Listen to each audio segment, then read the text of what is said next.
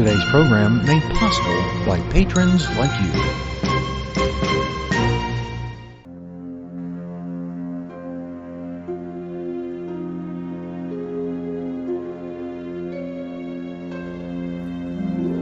Welcome to where we celebrate music from the movies. From the golden age to present day, we've got it all covered. We talk to those in the entertainment industry and find out about their favorite scores. You found the podcast, What's the Score? I'm your host, Frank R. Wilson. So sit back, relax, grab a popcorn, and let's see what we'll be hearing today.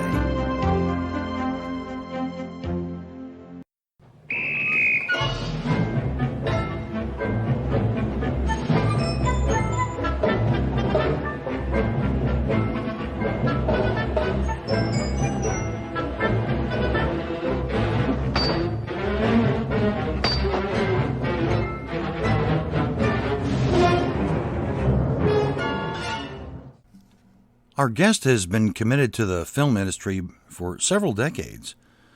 He's been a unit publicist, producer, writer, director, and actually an author of several books on film history.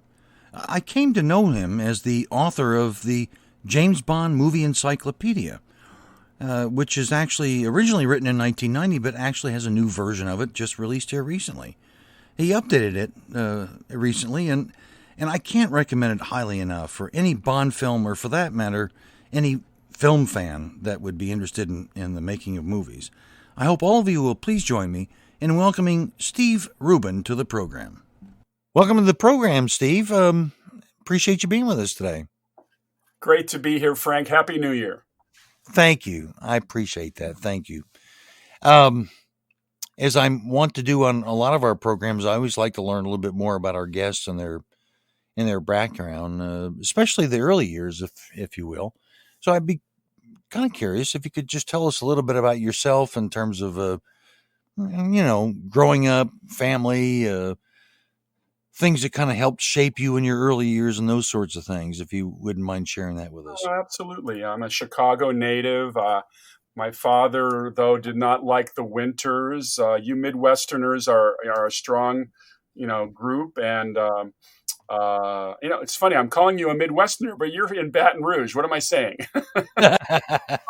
Anyway, Midwesterners are generally a strong group, hardy folk, and my father's brother had started a company in Southern California, so he decided to move west. Following that great Horace Greeley advice, that's what we did, and I arrived in Southern California, the land of the sun, land of Hollywood. I think it's interesting. If I had stayed in Chicago, I don't know if I would have gotten involved in the film business. Obviously, being out here, you discover it via osmosis. The second apartment we lived in on a street called Lapeer Avenue in Los Angeles was about, I'd say, 200 yards from a movie theater. I kind of grew up across the street from the Fox West Coast Stadium Theater. And in those days, they would run their matinees on Saturdays, what they called the kiddie matinees. And they would feature science fiction, fantasy, and horror titles. So I got exposed to all the great science fiction films, even ones that had been released years before, like the day the Earth Stood Still and Forbidden Planet, and then newer ones like The Blob, and then B movies like a lot of the Roger Corman movies, the drive-in titles like Terror from the Year 5000, The Incredible. Incredible Shrinking Man was an A-list title, but all those kinds of films. And I was very much just became a movie lover in a family of movie lovers. I was an only child, but my parents loved to go to the movies. So not only did I go to the movies on Saturdays, but my parents would take me to adult movies and adult movies in those days. If they weren't kiddie movies, they were adult movies, but I wasn't going to see porn, if that's what it sounds like. I mean, I think that's important for our listeners to understand, especially for those of them that are younger listeners. I mean, going to the movies was an entirely different, how can I say this?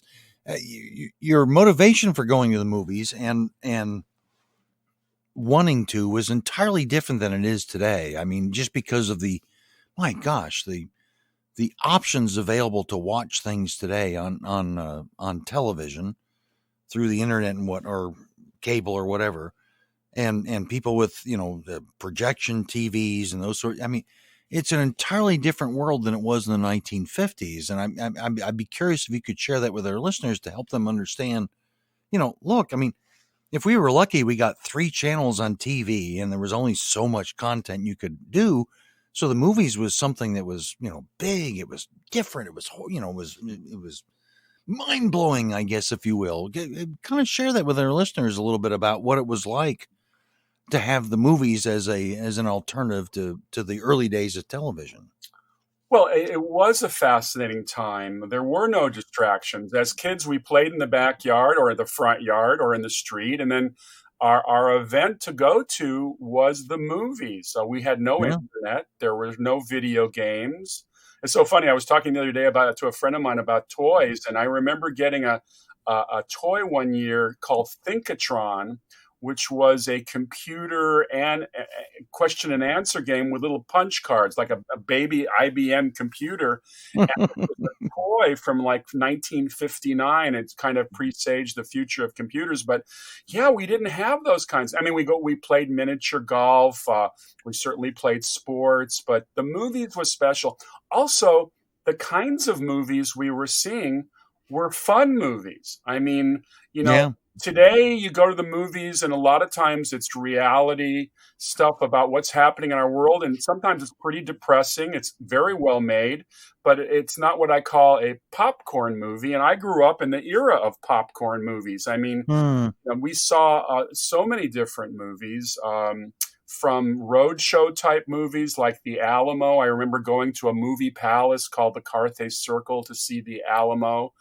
Then when Goldfinger came out in 1964, I was older, obviously. I was 12 or 13. I went to the Grauman's Chinese Theater as like an event type movie. Wow. Movies were just a big part of my life. And when I went to college, I studied history. I was always a big history buff. I like to read about particularly military history. I was fascinated with the events of World War II, and growing up in the 50s, that was a big thing in literature and in comic books. Some kids were reading Superman. I was reading Our Army at War and Our Fighting Forces, things like that. So when I got out of college, I had studied journalism. We didn't have a journalism department at UCLA by then, but I was a reporter for the Daily Bruin. And I kind of honed my interviewing skills. So I started interviewing filmmakers who made the great war pictures. And my first book, published in 1981, was called Combat Films American Realism, 1945 Hmm. to 1970. I Mhm. interviewed about 30 or 40 filmmakers about the classic films like The Longest Day and The Great Escape, Patton, A Walk in the Sun, 12 O'Clock High, those kinds of Wow. movies. And then I had started to write for Cinefantastique magazine. Now, Cinefantastique, for those of you who don't remember it or don't know, it was the first film magazine to really delve into behind the scenes on the making of science fiction, fantasy, and Oh yeah. Oh yeah. and I had kind of stumbled upon it. I used to ride my bike up to Larry Edmonds' movie bookshop in Hollywood, which was kind of like the center of movie culture in LA, where you've got film stills and memorabilia and all the books and magazines. And I think the magazine caught my eye once because it had George Pal on the cover. And although I didn't know a lot of filmmakers, I remember George Pal's name from movies like The Time Machine and War of the Worlds. So Hmm. I became a subscriber, and then I basically, my first breakthrough was I was interviewing Ted Scherderman, who was a screenwriter who had written this World War II movie called Hell to Eternity with Jeffrey Hunter, which was the story of Guy Gabaldon, who was raised by Japanese Americans in Southern California. And when the Japanese were interned after Pearl Harbor, he joined the Marines and goes to Saipan, one of the bloodiest islands in the South Pacific, and single-handedly captures 1,100 Japanese, one of the great feats of Hmm. World War II. So during the course of my interview, the writer stopped and said, "He kind of reminds me a little bit of what I did on Them." And when he said that, it was like a jolt of electricity. The movie about the giant ants in the New Mexico desert, which was a seminal film I had seen at that Stadium Theater when I was 8. He said, yeah. So I wrote a letter to Fred Clark, the editor of the magazine in Chicago, Cine Fantastique. I said, would you be interested in an interview with the writer of Them? And Fred wrote enthusiastically back, of course. And can you also reach out to the director, Gordon Douglas? And my article was published in 1974. But the big coup was I went over to Warner Brothers and I got into the still department, and they opened the book of the original key book of the stills, which featured behind the scenes shots. And I was able to acquire 3 of them. And no one, literally no one, had ever seen a behind the scenes shot on Them. So when it came out in the magazine, there was kind of a real cool reception, not a cool reception, but a hot reception. So Fred encouraged me to pursue other titles, and my next one was on Forbidden Planet, and that also got a lot of good reaction. And then the third article I wrote on The Day the Earth Stood Still became a cover story, and that was the most successful issue of the magazine up until that point. It sold more copies, and I even got a fan letter from Leonard Maltin. It was quite exciting to see all this stuff. And then I followed that with another cover story on War of the Worlds, which was also, so I really got a lot of great feedback from my historical research, combining my journalism skills with my appreciation of film history. So, but I wanted to branch out into something that was a little bit more, widespread. I love reaching, a few people, but I had always been a big fan of the James Bond movies, and we want to get into that here in a moment. Yeah. So, I mean, right. Listening to you talking, I mean, it's interesting since you and I are of a similar age. People today maybe don't have an appreciation. I mean, this wasn't a send an email and get a response in 24 hours. I mean, or look up a website and instantly know, who it was you needed to contact or something. I mean, you had to do some real work in order to contact these people. And then you'd have to wait days, if not weeks, in order to hear back from them. I mean, it was an entirely different atmosphere you were working in versus what it was today. And I'm kind of thinking about people listening to this that might be in their 20s, maybe in their 30s or whatever, and can't relate to the fact that it was an entirely different journalistic world, 30, 40 years ago. Oh, exactly. And Hollywood has also been a very difficult arena to break into on any level. And even just talking to people assume that you walk on a film site and you can just start talking to the actors, and that just doesn't happen. But No. There's a pecking order, and there's etiquette involved, and reaching out to filmmakers to interview them is a big challenge. Now, I was very fortunate. I was able to get to Albert R. Broccoli, the producer of the James Bond movies, and he I guess I got Cubby, his nickname was Cubby, on a good day, because not only did I get an interview with him talking about the Bond films, but he introduced me to his stepson, Michael Wilson. And Michael, of course, has been producing with Barbara Broccoli the Bond movies for years. And I went over to London in 1977, and I spent a good part of the summer of 1977 interviewing and acquiring research materials for my first book on the Bond films. And Stephen, if you don't mind, I want to get into that in a little bit, if you will, because I think that's a fascinating story. But in the interest of what the program is about with the movie scores and those sorts of things, I'd love to start sharing some of the cues that you wanted to share with our audience. Oh, absolutely. I mean, film music for me is the poetry of the movies. I mean, I love movie music more than anything. Well, and again, because we come from a similar age, these days you can. You wait 6 months and you buy the Blu-ray or the DVD or whatever, and you can relive the movie all you want. But in our time, if you wanted to relive the movie, really the only way you had to do it was to buy the soundtrack if it was available. I mean, do you concur with that? Oh, sure, sure. I mean, the very first soundtrack I bought was almost 5 minutes after I saw The Alamo in 1960. I went out and Yeah. I bought Dmitri Tiomkin's score. What a score, by the way! To this day, one of the great film scores. And it's interesting because my love of movies was just aided by just going out and get these musical soundtrack albums. In those days we had the 33 LPs, and to this day that music still stays with me. I mean, Oh, yeah. I have movie music everywhere. I mean, I'm always playing it. I actually play the whole movie. In fact, I think I told you once that I discovered in high school that I bought a friend's tape recorder, a reel-to-reel tape recorder, and I put a microphone next to the television. I started to record my own movies decades before VHS and the popularization of DVD and Blu-ray. So Yeah. I'm going to bed at night listening to The Alamo. Yeah. Yeah. I've been there, done that, got the T-shirt. I understand. One of the cues that you chose was from a film that I wasn't familiar with, or a composer either. So I'm interested in hearing your thoughts about this. The film is called The Mountain Road, and the composer is, hopefully I'm pronouncing this correctly, Jerome Moross. Actually, it's Maras, I believe. Moross, excuse me. I apologize.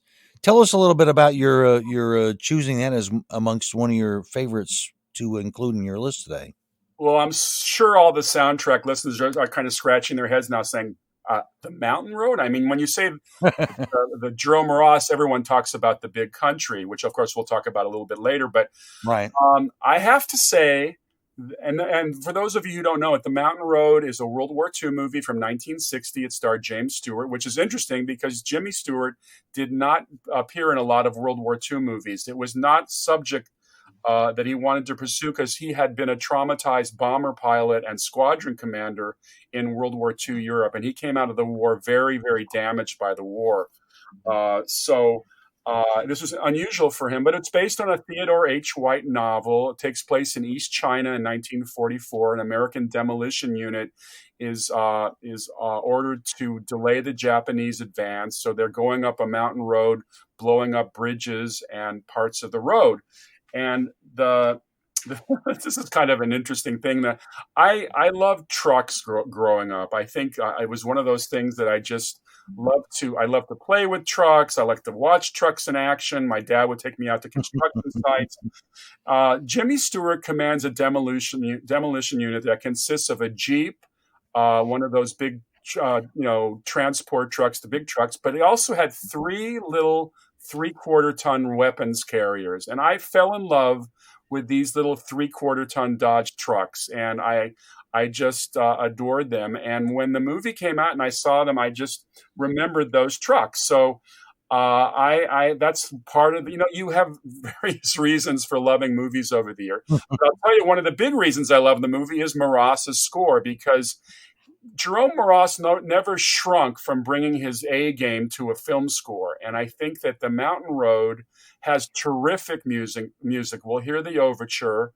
And it's, like a lot of composers, he brought what he felt was local value to the score. So since it takes place in China, it has kind of an Asian feel about it. And it's just a full-throated Moross score with some great cues.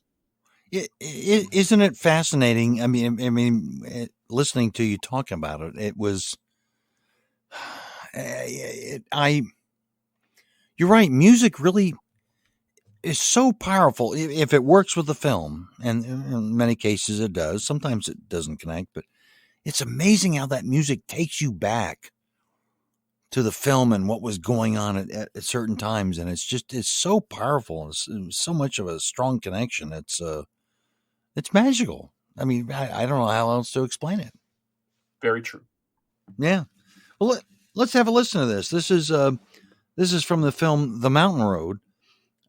It's one of Steve's favorites, and it's written by composer Jerome Moross. Moross. I'm sorry. Goodness gracious. But please sit back, listen, and enjoy.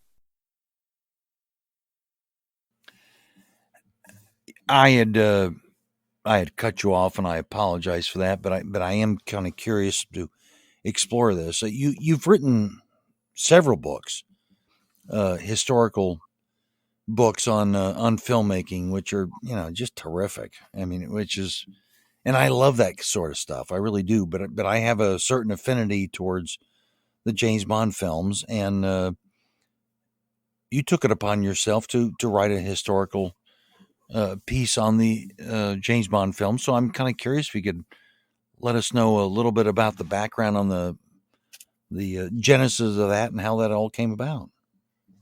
Sure. Well, it's gone in two phases. The first book was called The James Bond Films: A Behind the Scenes History, which was an historical look at the making of the first Bond movies up through, I think that went up through Octopussy in '83.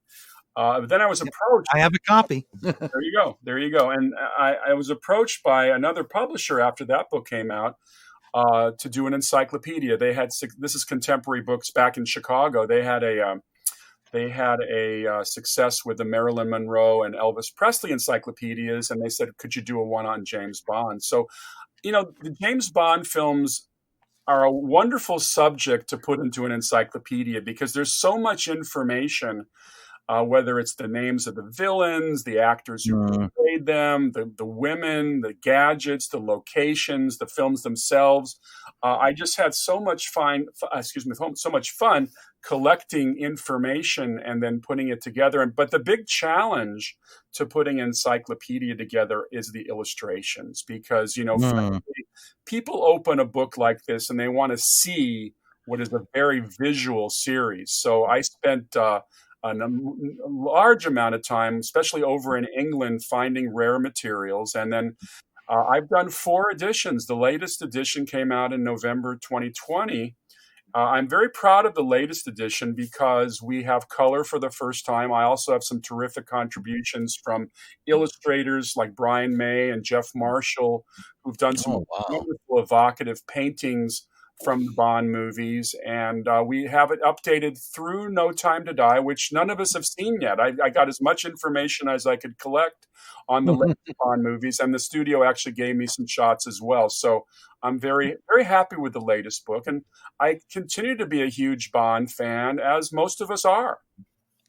Yeah, and by the way, I can't emphasize enough how fabulous the work Steve has done on these books, and the latest edition is no surprise. It's just an incredible piece of work, and I couldn't encourage those of you that not only like James Bond films, but quite frankly are fans of film.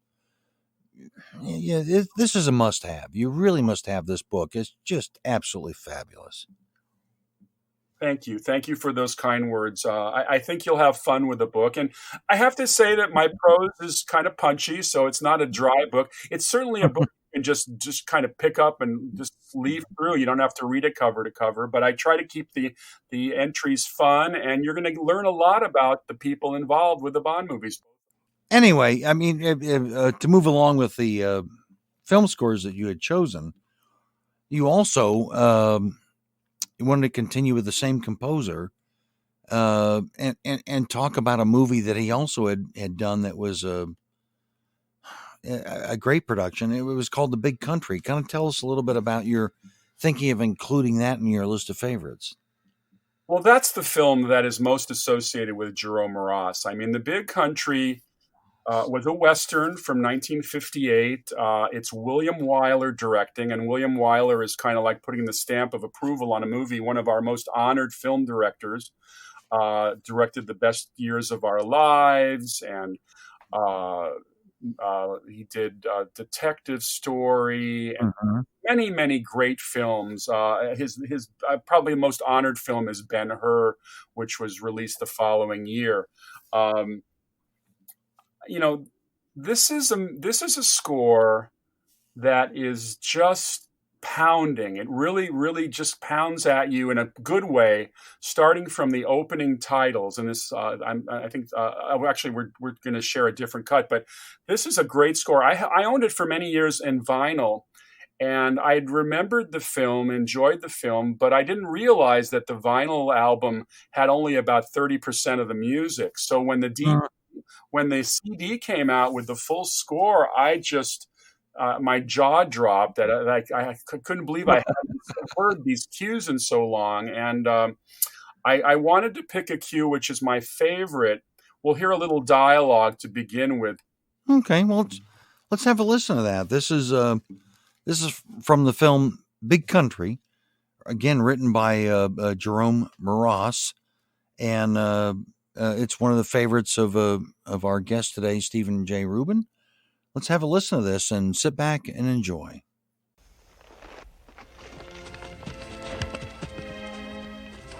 Major. Major.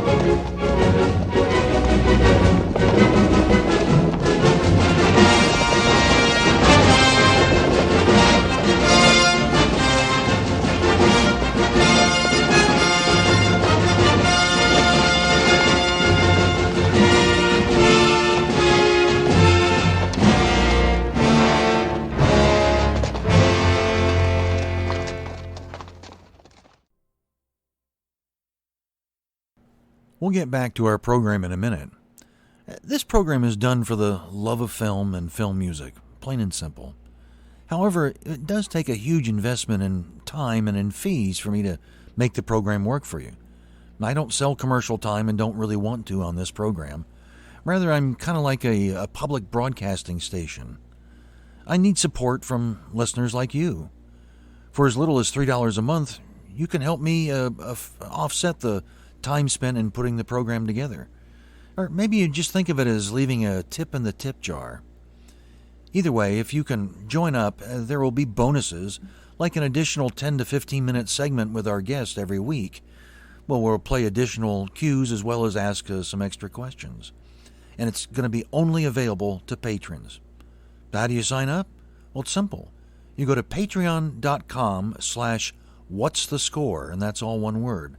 That's Patreon, that's patreon.com/what's the score. Check it out. We'd be grateful for your support. That's patreon.com.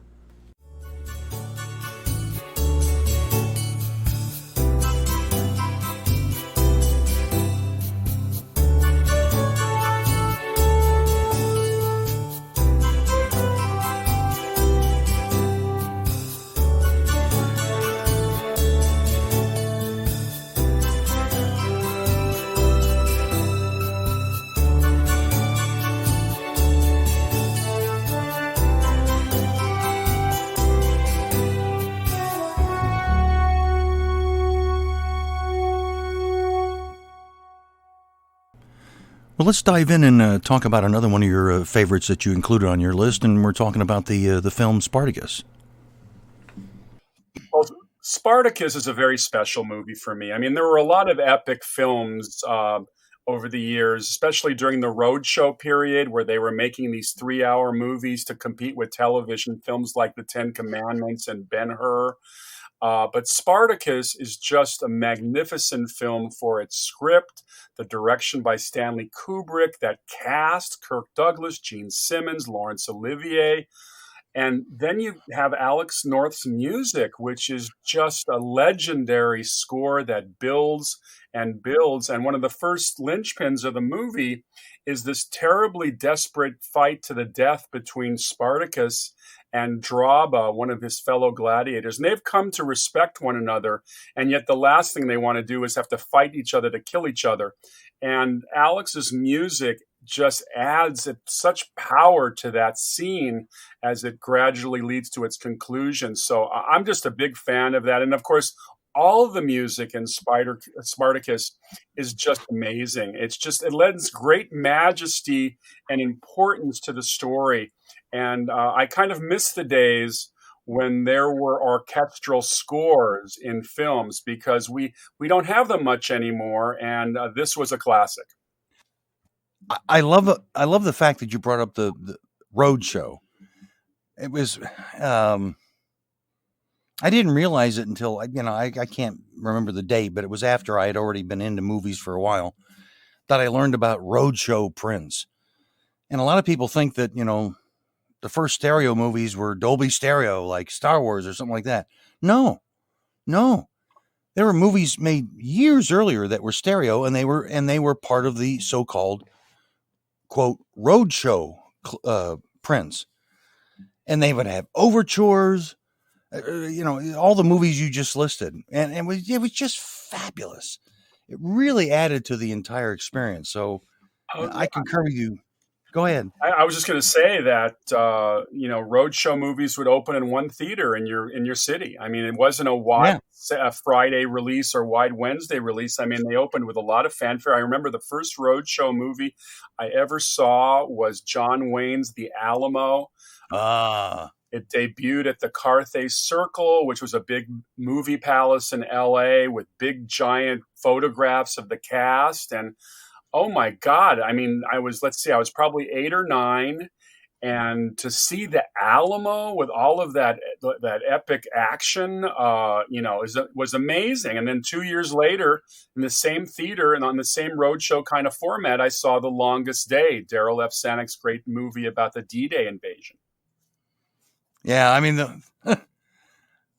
you and I are a couple of old farts. We can go back and kind of reminisce about that, but it's a shame. I don't think people can really appreciate these days what that was like. It would be wonderful to see it come back. Well, oh sure. Anyway, without going down memory lane, let's at least experience this cue that you talked about. This is from the film Spartacus. It's a gladiator fight that happens pretty early on in the film, and it's written by the maestro Alex North. Those who are about to die salute you.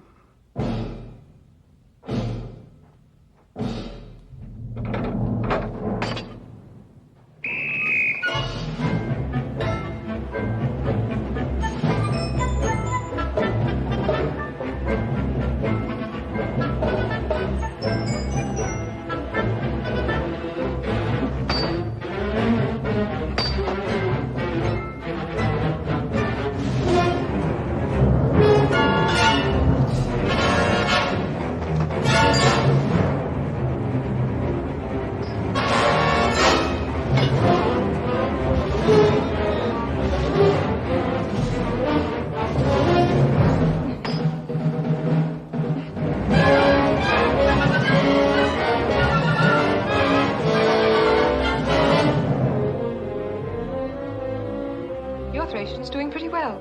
How were you able to get my appointment without Gracchus knowing? I fought fire with oil. I purchased the Senate behind his back. I still think the Trident's going to win.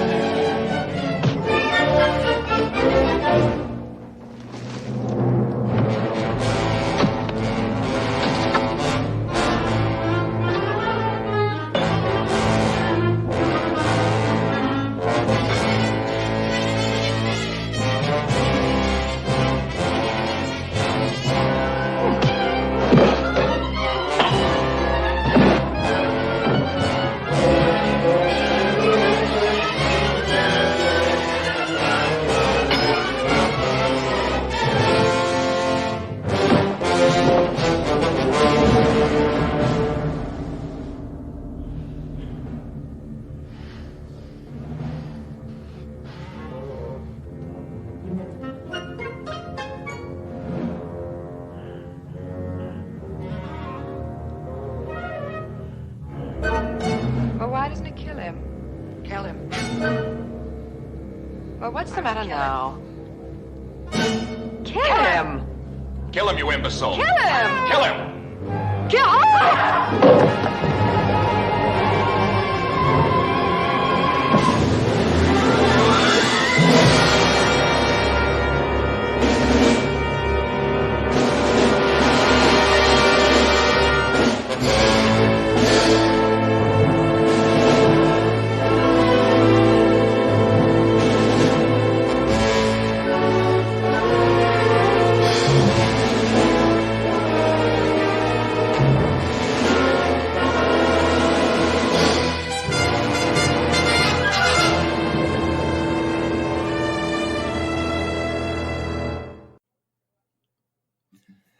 I noticed when I looked through your career that you've actually had quite a variety of roles in motion pictures.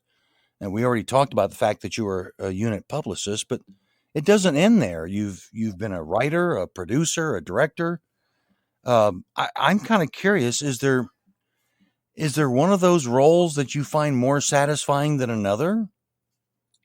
Well, I think of myself as a writer producer. I've directed a couple of documentaries, but my main focus the last 20 years has been developing and producing TV shows and films, particularly ones that I've written with various partners. So I'm out there every day as my day job in Hollywood trying to get some traction on our projects. And I have a great deal of fun writing. I've been blessed to write with two wonderful partners. I write animation with my good friend David Miller, who's a wonderful filmmaker, and I write comedy with my good friend Billy Reback, and he's one of the funniest men I've ever met. So I'm out there. We have over 30 projects, and we're out there really every day trying to find traction and sell these projects. And I've come full circle. You know, I started writing about movies as a youngster, into my 20s, and then I promoted people's movies for 30 years. And now the last 20, I've been involved in the actual production. I've produced 3 films and 2 docs. I had a lot of fun with a baseball comedy for Showtime called Bleacher Bums, which my friend Mitch Paradise wrote. And then we did a World War II drama, which my friend Roger Elward wrote. I produced it with his brother Rory. It's a true story of a truce in the Ardennes forest on Christmas Eve 1944 when German and American troops actually entered a cabin, and a German woman held a truce for 10 hours. And Wow. Yes. Oh, wow. called Silent Night. It was a evergreen for the Hallmark Channel. We're very proud of it. It was nominated for 4 Canadian TV Academy Awards.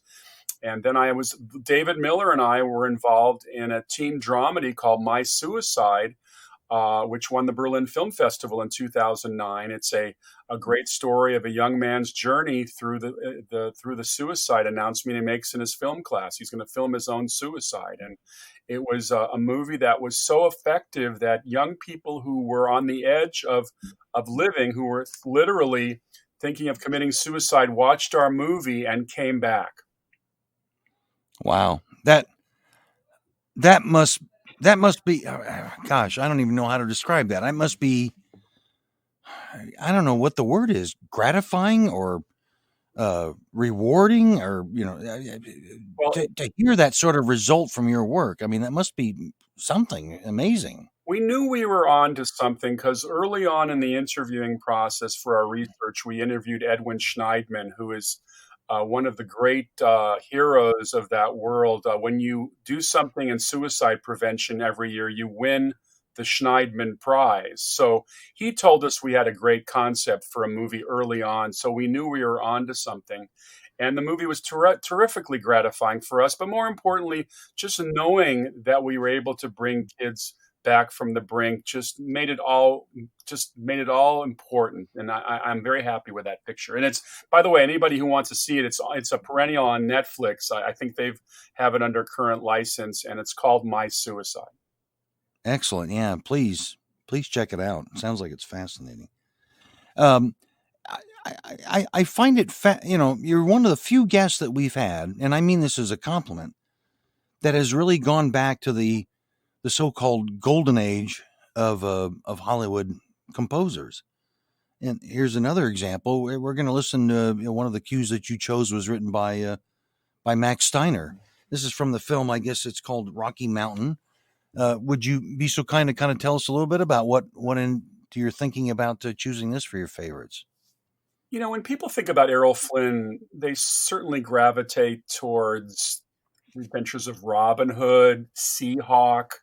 They died with their boots on. This was one of his more obscure films. It's from 1950. I think I discovered it on a Saturday morning show locally in LA called Action Theater. It's interesting because some people would call it more of a programmer. It's not a classic Western, but it has one of the most riveting endings for any Errol Flynn movie you've ever seen. And I would highly recommend checking out Rocky Mountain. The overture, which you're going to hear, is kind of standard Warner Brothers. It's kind of low key. But if you get to see Rocky Mountain, you're going to find that Max's music adds another dimension to this movie. In these times, stories about Confederates are certainly out of favor and certainly wouldn't be considered PC. But there's a certain, how do I describe it? There's a certain wistfulness about the Confederate side at the end of the war. I mean, they're losing. The war's going to be over soon. These guys are essentially on a suicide mission. There's no way they're going to get anybody to believe them. And yet they're battling, and they save a woman in the process, and it creates all sorts of interesting conflicts. But and they're also battling Indians, and it's an interesting concept. It was very well directed, I believe, by William Dieterle. And it's one of my favorite films. And like The Mountain Road we talked about earlier, the Jerome Moroz score, this is a movie that is tremendously helped by its musical score. Yeah. Well, let's have a listen to this. This is the overture from the film that's called Rocky Mountain, and it's written by one of the most prolific and famous composers of Hollywood, especially in its early days, the maestro, Max Steiner.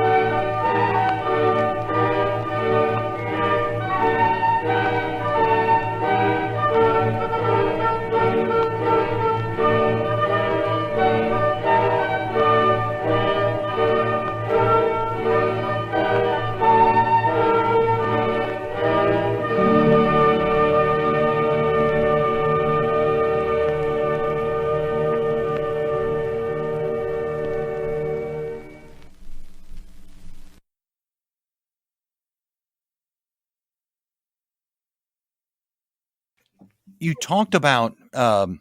I always admire people like yourself, and I guess to a lesser extent, I'm in the same boat. So that's why I always like to kind of learn from people like yourself. You're basically self-employed, and you have to go out and promote yourself or promote your projects and those sorts of things. So I'm kind of curious. Is there a way that you can kind of give us an appreciation for what's involved for getting a project off the ground? Because you need to find financing, you need to find money in order to put this thing together, and that's got to be incredibly difficult.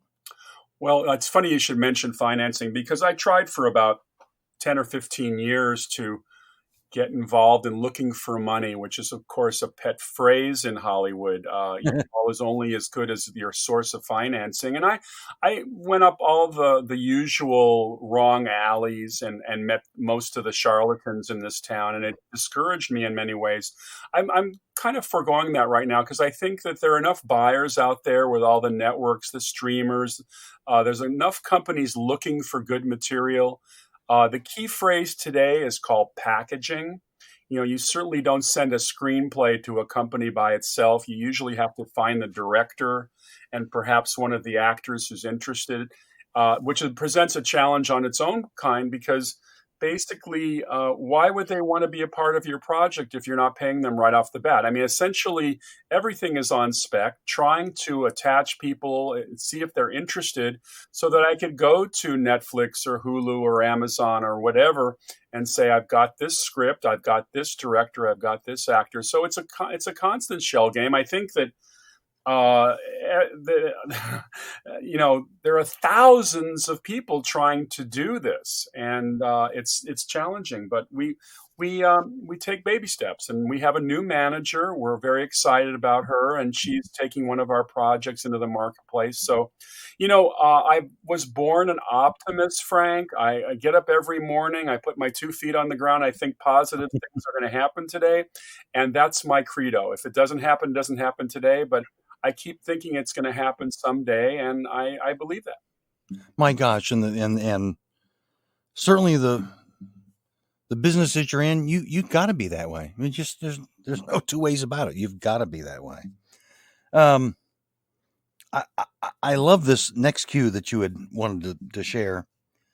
Again, a famous composer from the Golden Age, Bernard Herrmann. This is from the film Seventh Voyage of Sinbad. Talk to us a little bit about how that made your list of favorites, because I'd love to hear your thoughts on this. Well, when you think of special effects in movies today, obviously with the digital world, we have like the Aladdin's lamp of abilities to make things happen. Back in the day, going all the way back to 1950s America, there was a gentleman named Ray Harryhausen. And Ray was, I think he studied under the guy who made the original King Kong, Willis O'Brien. I think he even worked on the original King Kong as an assistant. And Ray brought together his abilities in the late 50s with various names. I think one of them was Super Dynamation, but he was a stop motion guy. He created creatures using the technique of one frame at a time, stop motion. And I think I was probably 7 when I saw Seventh Voyage of Sinbad. And talk about a wondrous Saturday afternoon adventure. I mean, it's just a great story. Kerwin Matthews plays Sinbad. Catherine Grant plays Parissa. You had the great character actor Torrin Thatcher as Sakura the magician. And then you've got these creatures. You've got cyclopses and dragons, skeletons that come to life. I mean, I mean, talk about just a major hunk of movie to get sink your teeth into. Adding to the wonder of this movie is Herrmann's score. Now, obviously, Bernard Herrmann is well known to film fans as being kind of a Hitchcock guy. He added immeasurably to the Hitchcock films. But when he got into, he hooked up with the producers who worked with Harryhausen, and I would say his fantasy films of the 50s and 60s are just as exciting as his Hitchcock work. And I think the score for the Seventh Voyage of Sinbad is just a magnificent score.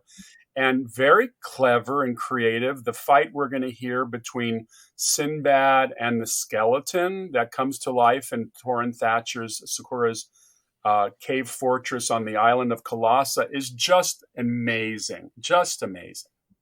All right. Well, hey, you've done a great job of selling it. Let's have a listen for ourselves.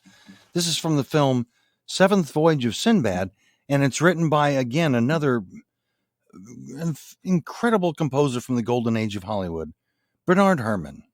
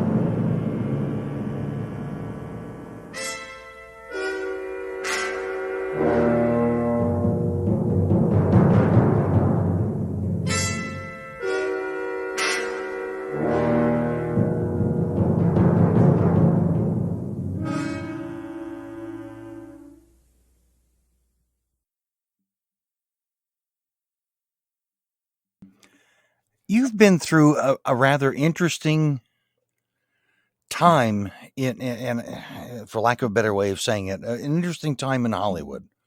In other words, I'm suspecting that you've seen incredible change take place over the years about how projects are made and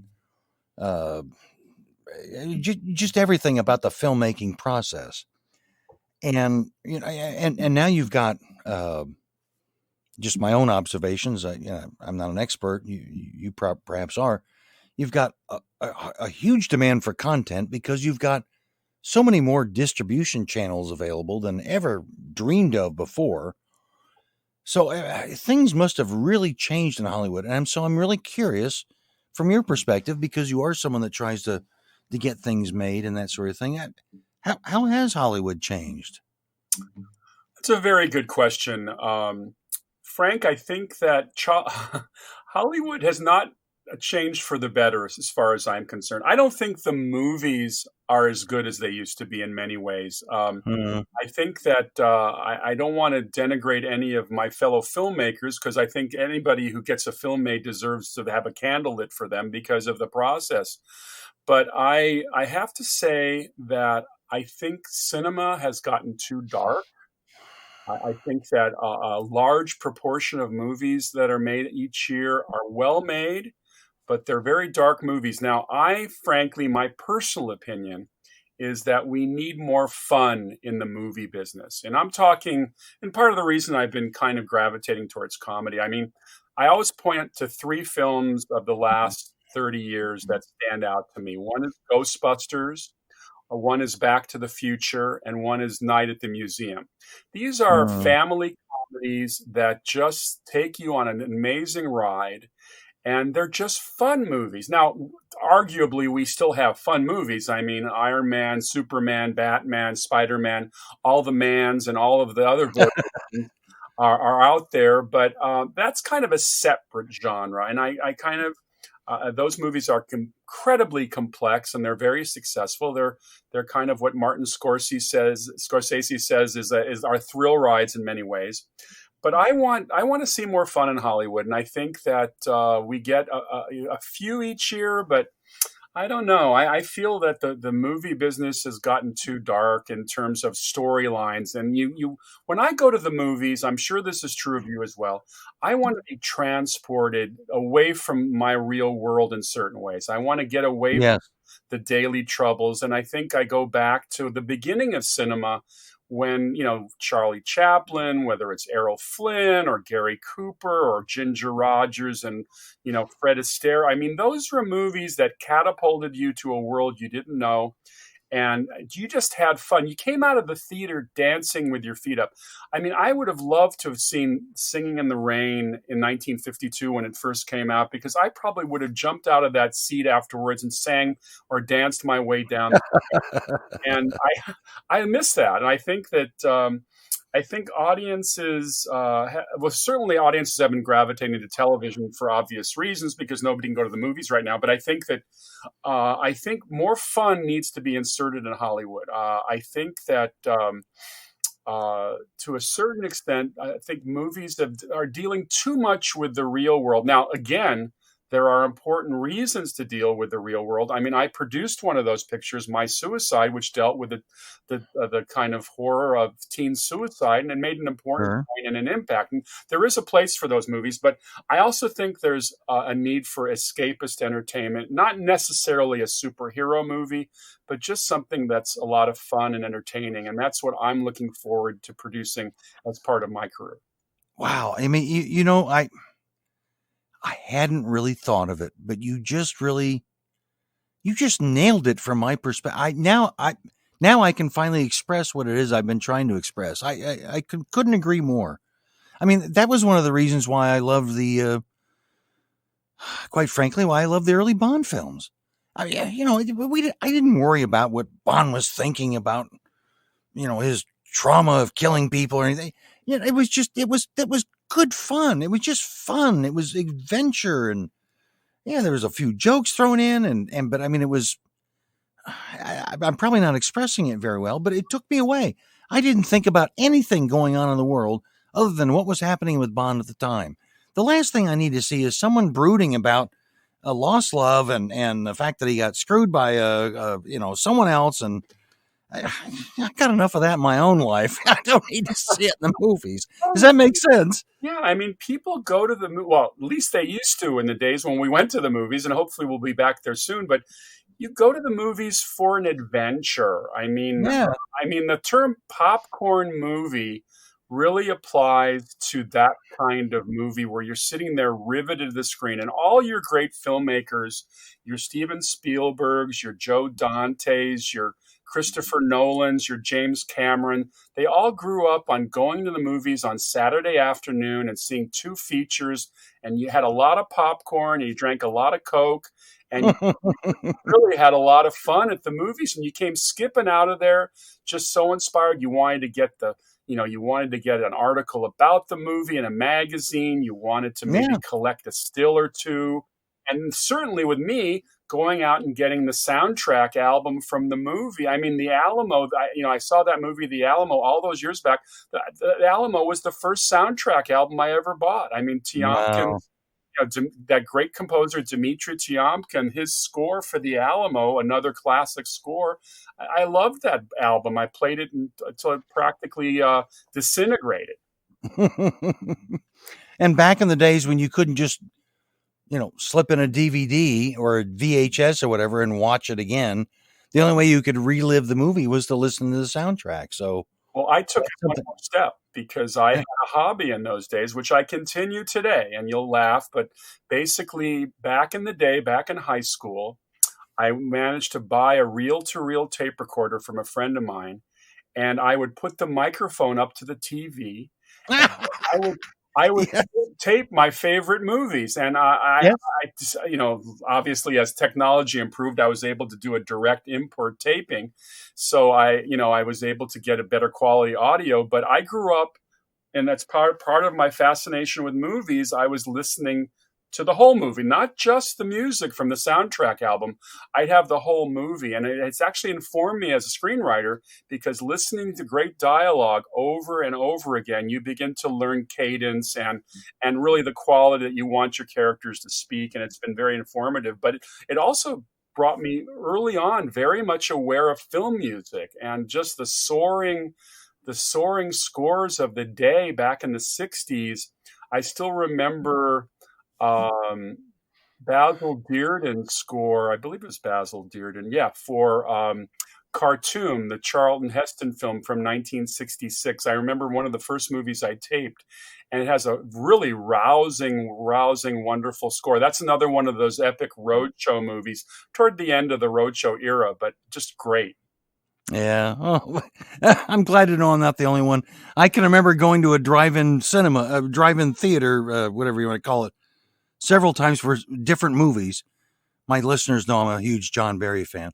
So I can remember going in to see it at a drive-in Moonraker and King Kong because I knew that the soundtrack, the albums didn't have all the music.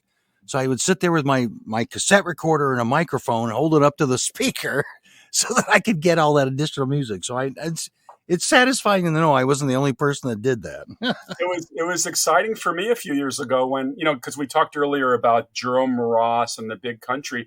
I had that album, but the album only had about 30% of the music, and a couple of the key cues, including the one we played earlier, weren't on the album. So when the CD came out with the whole score, I put it in, and I was standing there listening to this music for essentially the first time. I'd never heard the whole score, and it's just great having that access to that. And we're very fortunate today that all this great music is still around and that we can tap into it if we want to.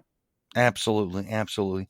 I love your phrase popcorn movies, which I think leads us to the next 2 cues I want to play that you had chosen, because they're both from the Lord of the Rings films. One is written by its composer Howard Shore. The cue is called Return of the King, but there's also, I don't know if you want to call it a song or not, but Liv Taylor is the voice that you hear on it. Forgive me, because I don't know if I can read my writing. Was it Houses of Howling? Is that what it's called? I'm going to actually look it up myself because I have it on my phone. I think it is. I want to say it's called Houses of the Holy, but I have to look it up because I don't want to get it wrong. Right, but I thought I'd play those back to back because they're apparently from the same film series, and I'm trying to think. Maybe I could look it up too. Okay, it's called. Actually, you're right. It's called The Houses of Healing. Healing. Okay. Yeah, Healing, and I picked. Well, Howard Shore's music for The Lord of the Rings was such a breath of fresh air. Oh my goodness!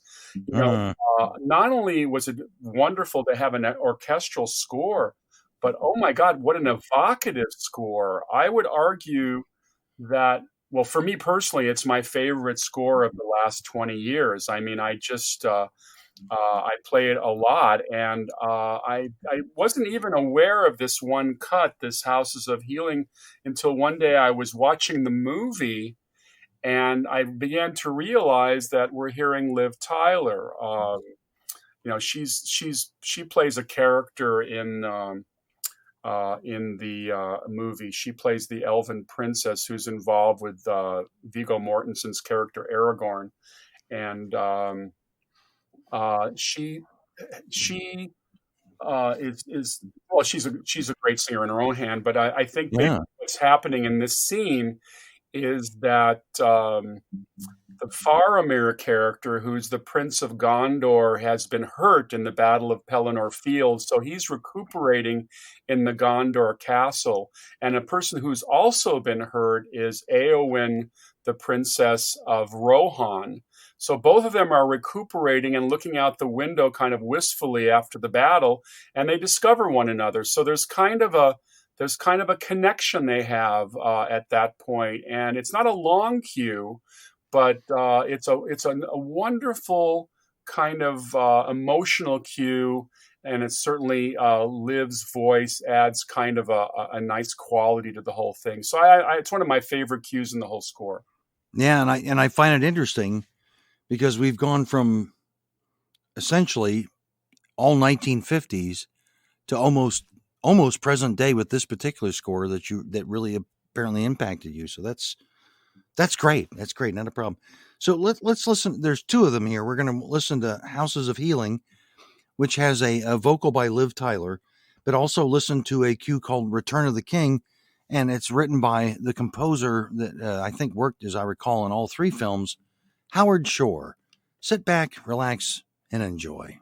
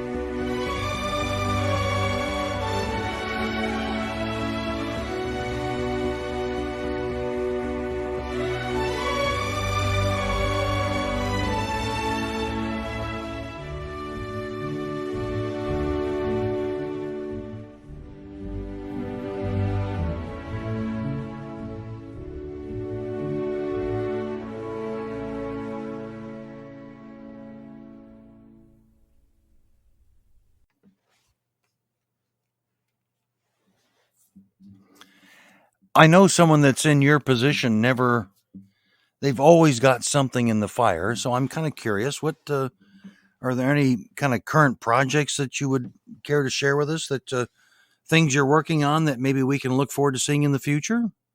Oh, I'm working on a lot of different things. One of my favorite films of the 1950s was the autobiography of Audie Murphy, the World War II hero. And which is an amazing film because Audie Murphy is essentially playing himself, which in film biographies never happened. So I thought it was kind of unique. I'm developing a miniseries, probably an 8-part miniseries with my good friend Arthur Friedman. We've acquired the rights to his biography, No Name on the Bullet, by Don Graham, a wonderful author from Texas. And so we're developing that as an 8-part with 2 young writers who happen to be veterans. And I'm very excited about that. But I've also been writing, as I mentioned earlier, I've been writing comedy.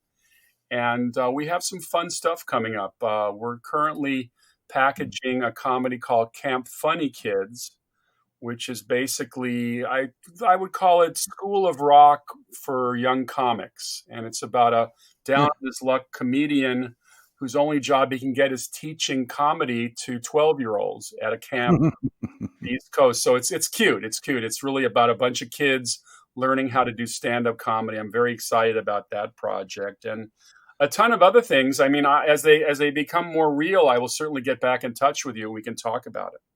Well, and so if people are interested, how can they follow your adventures as you continue through this process? Do you have, like, an Instagram account or Facebook or whatever?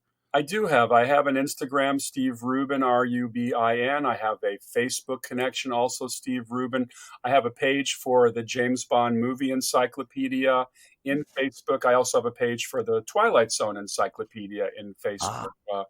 And I'm also on LinkedIn, Steve Rubin. And yeah, I love to keep in touch with the fans because I learn great things from them. I get feedback and stuff on projects. I'm definitely out there.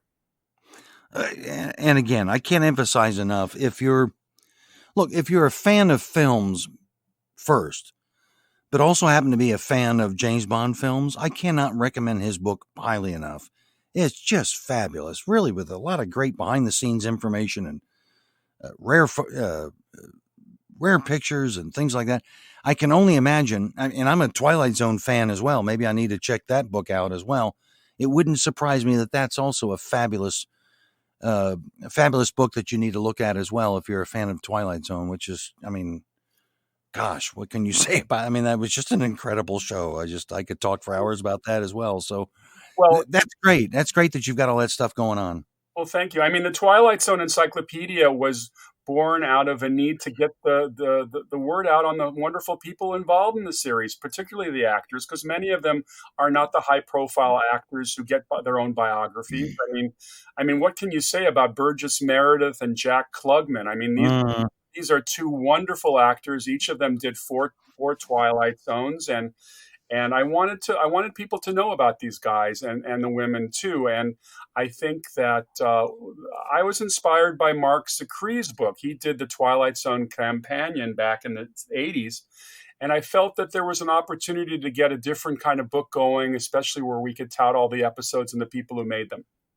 And Rod Serling, trust me, I'm not anywhere close to being an expert, but I just remember seeing a lot of information about him and learning more about his life and the work that he did. What an amazing writer that, gosh, and so tragic that he left us so young. He was an amazing writer of not only things that were entertaining, but stories that had messages and really great insight. It was absolutely phenomenal. Very true. In fact, of the 156 original Twilight Zones, and my book, by the way, only covers the originals, the black and whites. I've always felt, I certainly honor the people who've tried to revive the series, including Jordan Peele, who has the current incarnation on CBS. But once you put a Twilight Zone in color, you lose about half the atmosphere. So that, yeah, I think you're right. You're right. But, You're right. the book is designed to give you, is kind of fill you in on everybody involved and give you as much behind the scenes information as I could collect. Well, look, Stephen, I can't even begin to thank you for taking the time to talk with us today.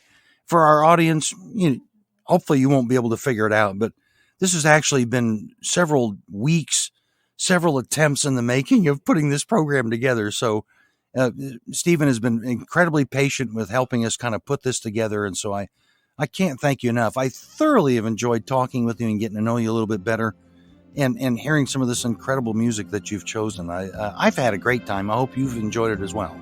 Very much, Frank. You're a consummate interviewer, and I really enjoyed the questions and sharing my passion with someone who's obviously a kindred spirit of mine.